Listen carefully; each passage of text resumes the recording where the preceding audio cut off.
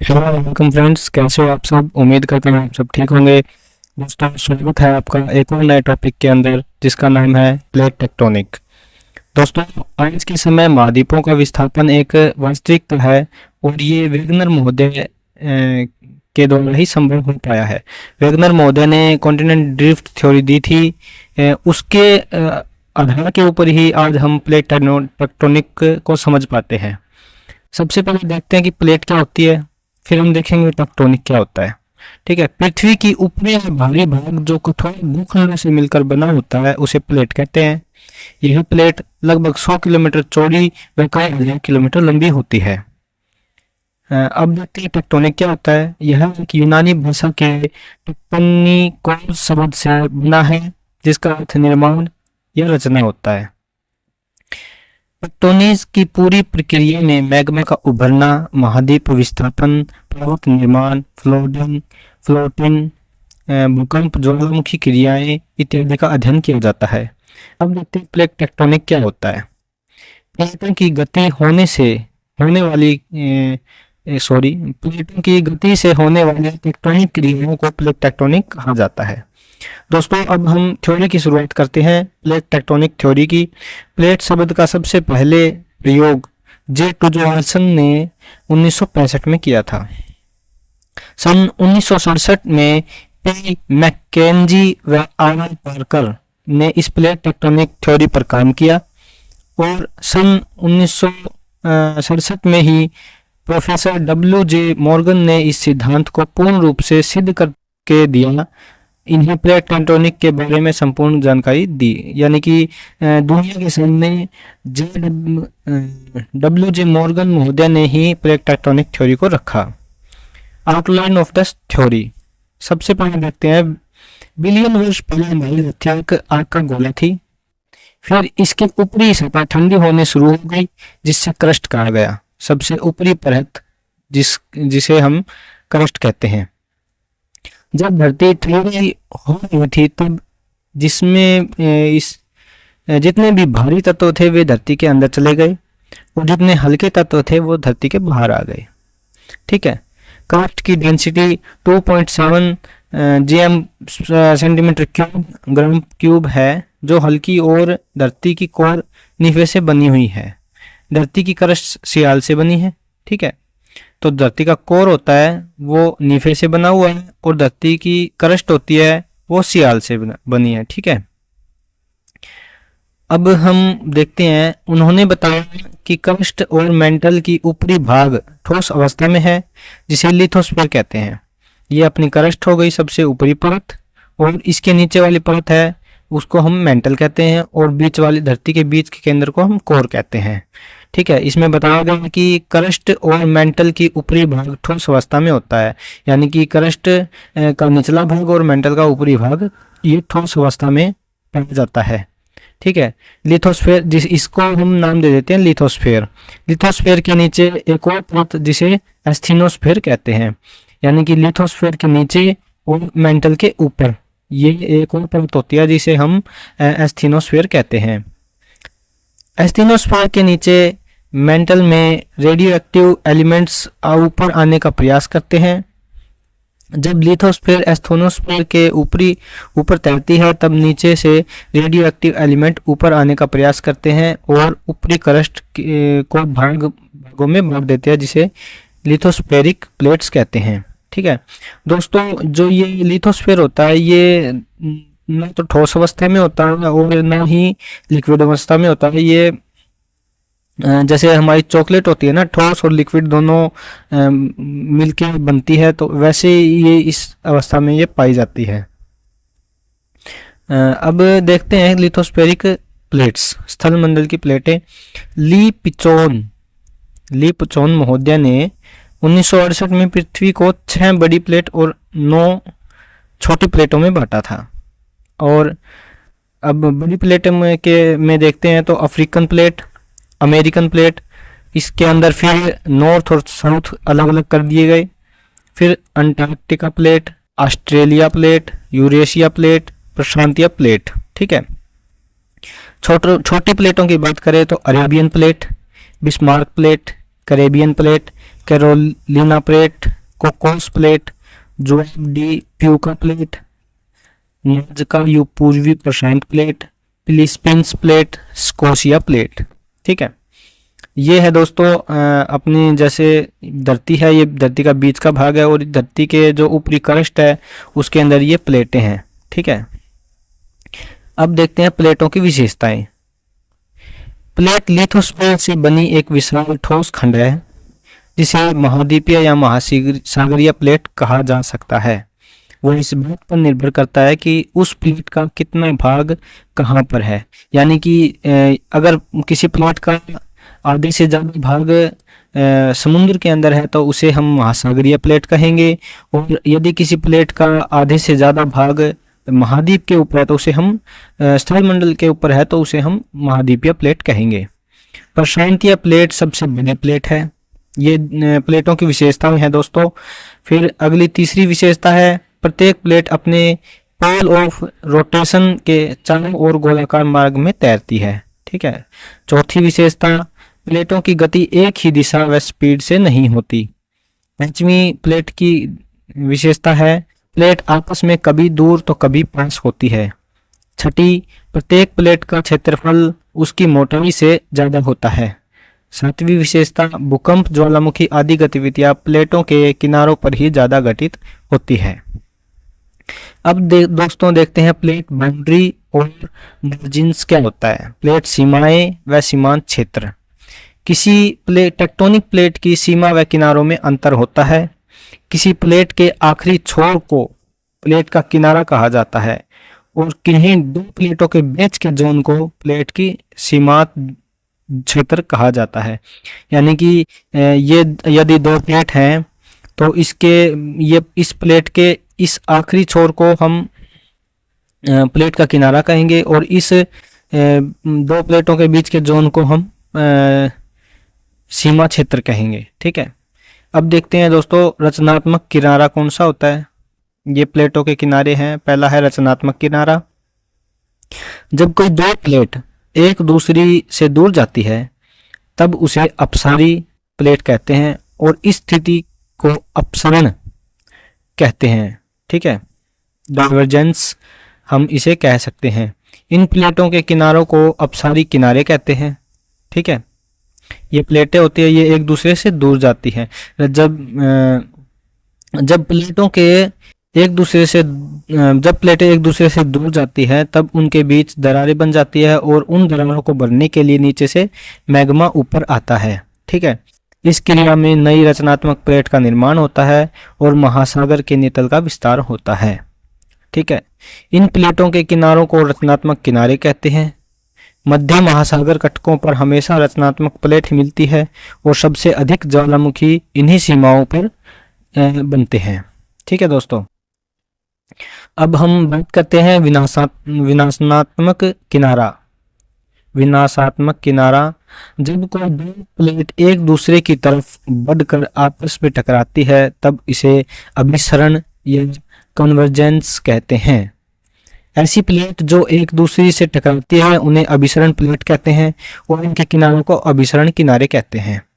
जब दो प्लेटें आमने सामने से टकराती है तो उसमें दो दशाएं हो सकती हैं दोस्तों। जैसे ये दो प्लेट एक दूसरे से टकराने के लिए आगे बढ़ती है तो उसमें दो संभावनाएं या दशाएं कह सकते हैं। इसमें पहली संभावना है किसी प्लेट का एक प्लेट का दूसरी प्लेट के नीचे धंस जाना। दूसरी संभावना है किसी भी प्लेट का ना धंसना, दोनों का ही आपस में टकराना। तो पहली संभावना को देखते हैं, प्लेट का धंसना, यानी कि एक प्लेट ये दोनों प्लेट आ रही हैं तो दूसरी प्लेट इसके नीचे धंस जाती है। यानी कि ये प्लेट यदि एक नंबर है तो ये प्लेट एक और ये प्लेट दो है और ये प्लेट आके इसके प्लेट के नीचे धंस जाती है। जब कोई महासागरीय महाद्वीपीय प्लेट टकराती है तो महासागरीय प्लेट का घनत्व ज्यादा होता है और महाद्वीप के प्लेट के नीचे लगभग 400 किलोमीटर तक, लगभग बताया गया है ये 400 किलोमीटर, इससे कम ज्यादा भी हो सकता है, तक धंस जाती है। जब कोई प्लेट दूसरी प्लेट के नीचे धंसती है तब वो प्लेट पिघलकर मैग्मा बन जाती है और ऊपरी प्लेट पर ऊष्मा बढ़ाती है। ठीक है, महाद्वीपीय प्लेट ऊपर होने के कारण इसके किनारों पर ज्वालामुखी पर्वत का निर्माण होता है, और यदि ज्वालामुखी पर्वत न बने तो एक गहरी खाई का निर्माण इसमें हो जाता है।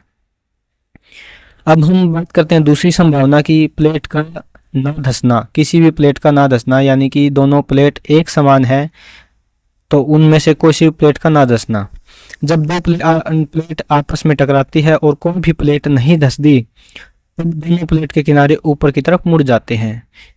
जैसे ये दोस्तों पहली प्लेट है और ये दूसरी प्लेट है, ये दोनों ही आपस में टकराती हैं तो ये टकराने के बाद ऐसे मुड़ जाती है। ठीक है, भारत में हिमालय इसका उत्तम उदाहरण है। वह अमेरिका के एंडीज पर्वतमाला में स्थित ज्वालामुखी इसका उदाहरण हो सकते हैं। अब तीसरी जो प्लेट है, पहली है हमारी, ये पहली थी रचनात्मक किनारा, दूसरा था हमारा विनाशनात्मक किनारा, और तीसरा है क्षरंशी किनारा। जब दो प्लेट एक दूसरे से बिना टकराए क्षैतिज दिशा में टकराव व घिसाव करती है, उन्हें परावर्ती प्लेटें कहते हैं। ठीक है, और इनके किनारों को परावर्ती किनारे कहते हैं। जब प्लेट एक दूसरे से रगड़ लगाती है तब वह न तो कोई विनाश करती है और ना ही कोई स्थलाकृति बनाती है। नई स्थलाकृति इसमें नहीं बनती और ना ही इसमें कोई विनाश होता है। ऐसी प्लेटों से भूकंप व स्थलमंडल में दरारें आती हैं।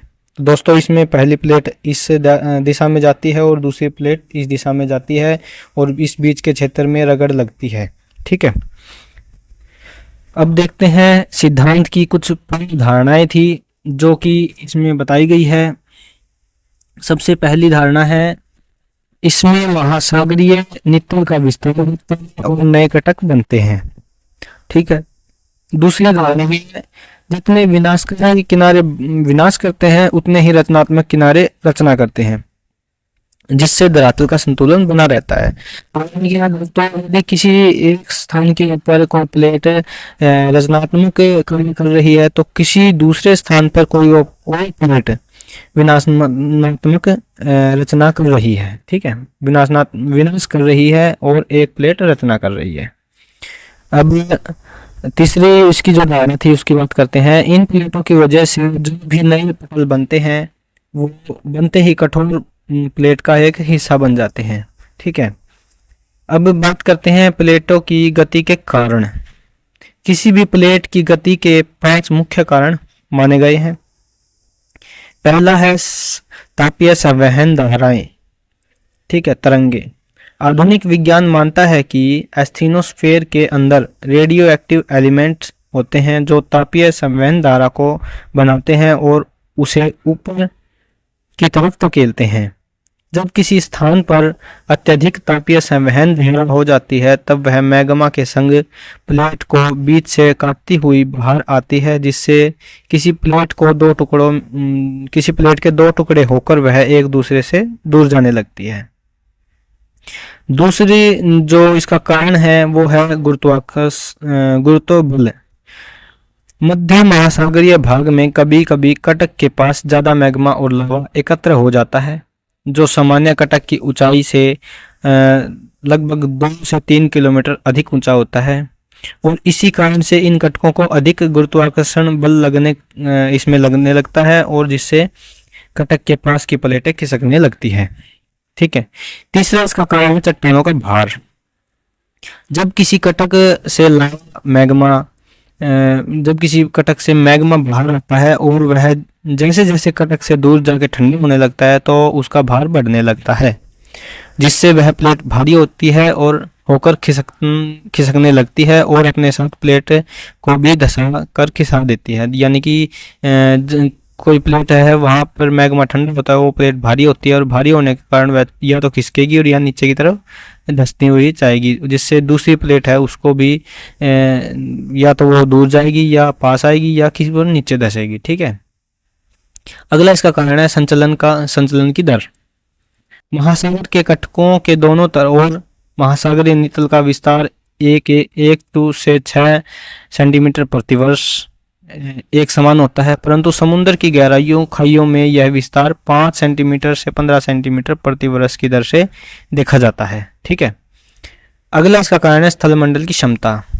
यदि कोई प्लेट भारी है तो वह ज़्यादा नहीं खिसकती, परंतु हल्की प्लेट आसानी से खिसक जाती है। ठीक है दोस्तों, अब हम आगे देखते हैं प्लेट टेक्टोनिक थ्योरी का महत्व। जैसे किसी एवोल्यूशन की थ्योरी का महत्व है, वैसे ही इस प्लेट टेक्टोनिक थ्योरी का महत्व है, क्योंकि इस थ्योरी ने 20वीं सदी में क्रांति ला दी थी और हर उस प्रश्न का जवाब दिया था जो दुनिया के सामने कल्पना या पहेली बनकर खड़ा हुआ था। ठीक है, प्लेट टेक्टोनिक और कॉन्टिनेंट ड्रिफ्ट, इसके बारे में देखते हैं। स्थलमंडल विभिन्न प्लेटों से मिलकर बना है और प्लेटें धरती के अंदर होने वाली गतिविधियों का कारण स्थिर नहीं रहती, धीमी गति से चलती रहती है, और जब ये चलती है तब महाद्वीप का विस्थापन होता है।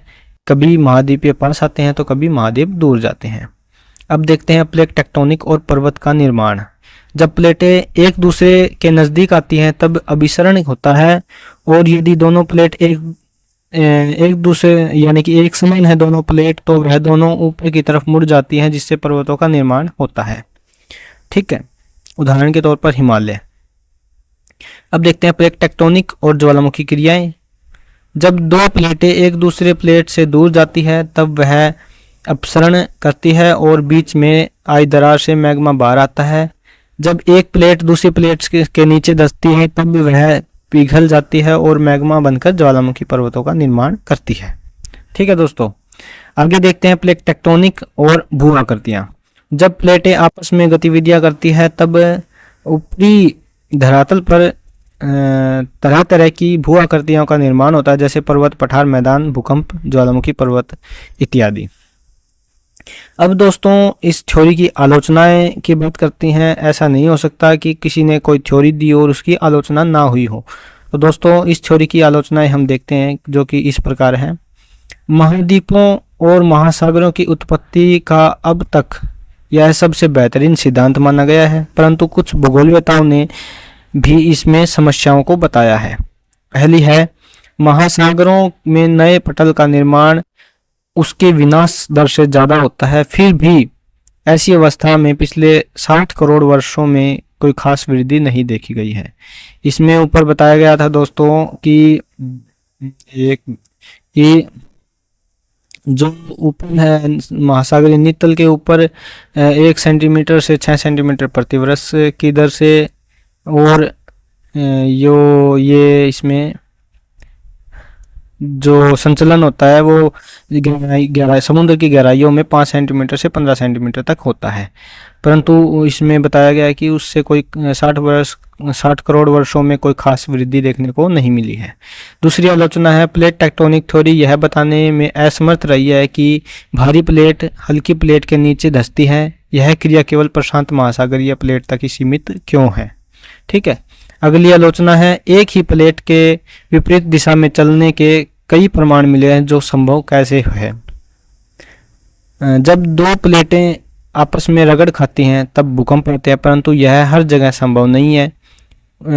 उदाहरण के तौर पर उत्तरी अमेरिका व गहरे उद्गम केंद्र, जहां पर एक दूसरे से प्लेट टकराती है यानी कि रगड़ खाती है, फिर भी वहां पर कोई हलचल नहीं होती। इस सिद्धांत में 100% यह भी नहीं बताया गया है कि सभी प्लेटों का व्यवहार एक जैसा है या अलग अलग। ठीक है, अगली आलोचना है, प्लेटों की संख्याओं के बारे में भी सभी विद्वानों के इसमें एक मत नहीं है। कोई विद्वान कितनी प्लेट बताता है, कोई विद्वान कितनी प्लेट बताता है। यह सिद्धांत पर्वत निर्माण की प्रक्रिया को सही से नहीं समझा पाई, क्योंकि दुनिया में कई ऐसे पर्वत भी है जो बने तो हैं परंतु इस सिद्धांत से मेल नहीं खाते हैं। उदाहरण के तौर पर अफ्रीका के ड्रैंक्सबर्ग पर्वत। ठीक है दोस्तों, तो दोस्तों आज हमने प्लेट टेक्टोनिक थ्योरी ये देखी है, और उम्मीद करता हूँ आपको जो थ्योरी है समझ में आई होगी, और कुछ गलती हुई हो तो कृपया करके माफ़ करना और कमेंट में ज़रूर बताना, ताकि मैं गलती सुधारने का प्रयास कर सकूँ। ठीक है दोस्तों, मिलते हैं एक और नई वीडियो के साथ, एक और नए टॉपिक के साथ। कृपया करके आप मुझे कमेंट बॉक्स में टॉपिक का नाम बताएं, जिसके ऊपर आपको वीडियो चाहिए। ठीक है, ओके, धन्यवाद।